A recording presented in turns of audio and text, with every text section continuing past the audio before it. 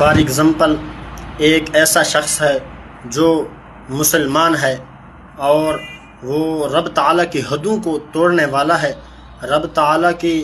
انسانیت پر ظلم و تشدد و جبر و قہر کے پہاڑ توڑ دیے ہوں، اور وہ ایک ایسا شخص ہے دوسرے نمبر پہ کہ وہ ہے تو کافر لیکن رب تعالیٰ کی مخلوق کا وہ تقدس پامال نہیں کرتا، رب تعالیٰ کی دین کی اور شعائر اسلام اور ضروریات دین پر کوئی اٹیک نہیں کرتا، وہ دکھی انسانیت کا خادم ہے، تو میں چوائس اس کو کروں گا جو دوسرے نمبر پہ ہے، کیونکہ ہمارے بزرگوں نے یہی فرمایا ہے کہ ہر کے خلق از خلق او خوشنود نیست، ہیچ قدرش بر در معبود نیست، کہ رب تعالیٰ کی بارگاہ میں عزت قدر و منزلت بھی اس شخص کی ہے کہ جس کے زبان ہاتھ پاؤں سے دوسرے انسان خوش ہوں، کہ وہ شخص تو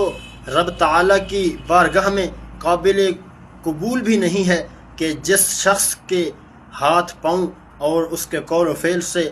انسان خوش نہ ہوں۔ اسی لیے یہ ہمارے بزرگ فرید الدین عطار نے فرمایا، ہر کے خلق از خلق او خوشنود نیست، ہیچ قدرش بر در معبود نیست، اور حضرت علامہ محمد اقبال نے فرمایا کہ